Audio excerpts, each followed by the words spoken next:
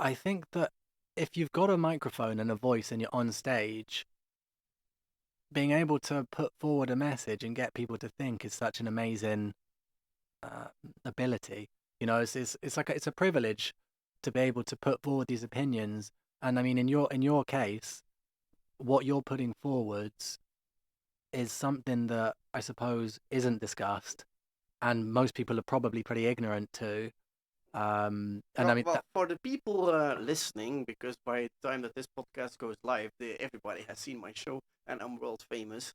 Um, Now, what I'm discussing there, and it's fine, you can say the word, I am discussing some things around autism, and I am discussing, well, actually multiple things, right? There's like the whole thing that I'm struggling with is that I have a diagnosis of autism and don't really have autism. I kind of explain that in my show, as well as yeah, there's like some personal things like I mean like my childhood traumas are a little bit touched in these things as well. And the point I feel like, or at least one of the things that I make, I feel like that's one of the things that I want to work on. My show is like making one point instead of multiple. But one of the things that actually came up there is like I feel that people who are disabled that we really don't treat them well, and most people will disagree with that and they'd be like, no, but if I see like someone in a wheelchair or a blind person or anywhere, I will immediately start helping them and like carrying them around. And but that's kind of exactly what I mean, is that like there's all these types of new disabilities, right? We have ADHD, we have dyslexia, we have ADD, and whatever abbreviations they will come up with in the next few years. It's like we call them disabled, but if you call someone disabled, I feel like they should actually be disabled from doing something.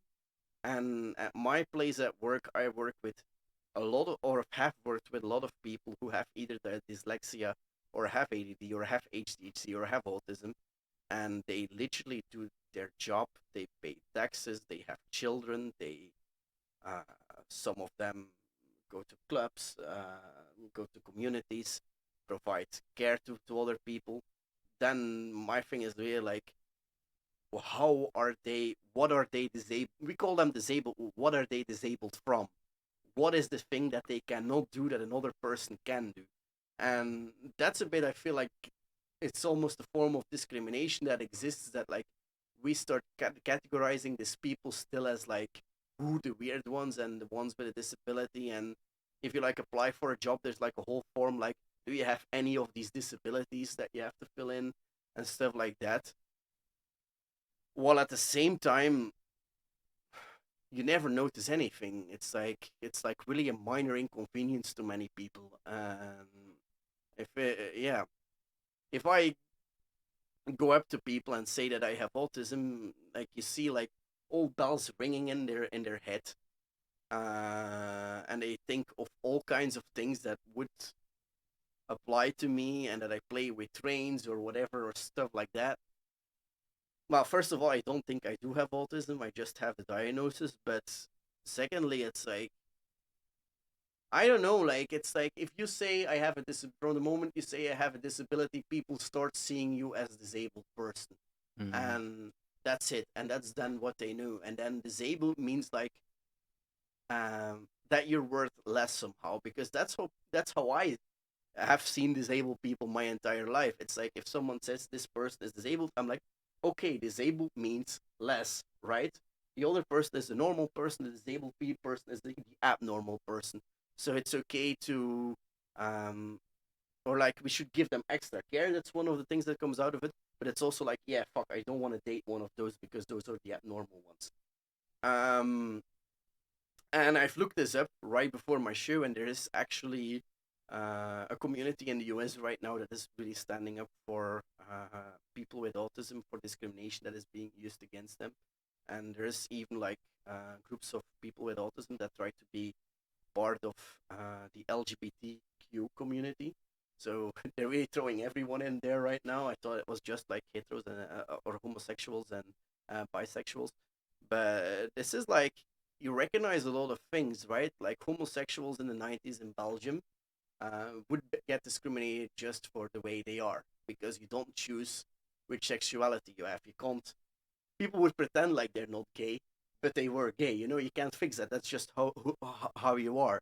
And there are similarities in the way I think people with autism or ADHD or whatever get treated, because they're also like different, and people don't like how they are, and their parents might not accept them that they are like that, or um, stuff like that, or they're valued less, or some people don't want to be around you because you are that way. Actually, when I read that at first, I thought that's crazy, but in matter of fact, it's not that crazy. We go through the same problems, really. So what do you think led to your diagnosis? And how old were you? And were you aware of what was going on at the time when they were kind of like assessing you? So I was 3, and no, I had no idea what was going on Oh, right. because I was 3. No, but that's like the whole thing, right? When I was 3 years old, I was young. I didn't know what was going on in the world, and also I think it's very hard to make a diagnosis for autism if someone is 3 years old. Yeah, it's pretty bizarre to be honest. And the diagnosis, this has never after that never been 3 years, might also be 5 years. I'm just throwing, but this has never been redone as far as I knew. Like when I went to primary education or high school or university or whatever, for as far as I know, this test has never been redone. This is like still the same diagnosis that was taken when I was 3, 5, whatever years old, before I can remember it. I by the things I remember in my life, I've never had taken this test, so it's like from before I remember it. Um, and one of the things that I did find, well, I actually didn't find the original test ever, but one of the things that I did find was a document from court. I found it somewhere in papers years ago when I was living back home. And there, the court document said that there was I don't know what this is called in English, but basically my mom was going against a court decision, and the court decision, the prior court decision was your son is not handicapped for over 50%. So this was before that I was recognized as someone with over 66% handicap, because that means that you can't do anything and that you need like support from the government and stuff like that, Right. and won't be able to work. That's like basically like a legal rule, right? It's not like the 66% means anything except for it's a legal rule that basically says now you're unqualified from work, etc. So the court said that when I was very, very, very, very young.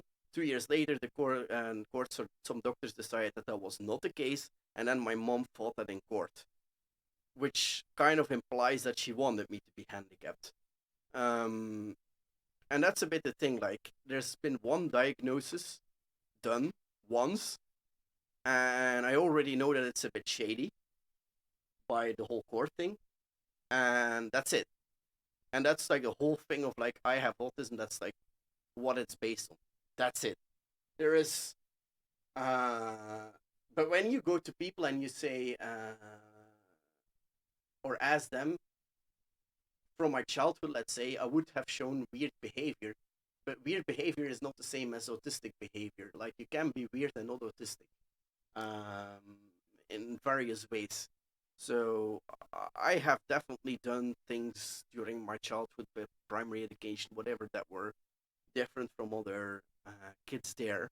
Like what? I don't know, not standing with friends and running around the playground. Um, well, no, I mean, it's like I have dealt with anxiety and things like that, and I have been bullied my whole life, and desperate seek for attention was always there. I know that I mentioned that in my show. And these are like things I definitely coped with these things. So I had definitely had social problems, to put it like that. So I understand that then people say there are social problems, there's a diagnosis of autism, perfectly matches everything, right? And Hmm. that solves everything. Um, Now, I don't think that's true. That's yeah, it's complicated. It's like I feel people use this whole thing of like you have a diagnosis of autism and that's answers all your questions, right? It's like, hey, I have problems getting into a relationship. Ah, you have autism. That's why you don't have a relationship. Ah, I'm depressed. Ah, you have autism. That's why you're depressed. Oh, I was fired from a job. Ah, you have autism. That's why you couldn't do your job and you're fired from it. But life doesn't have easy answers like that. You know, there are other explanations why I was fired.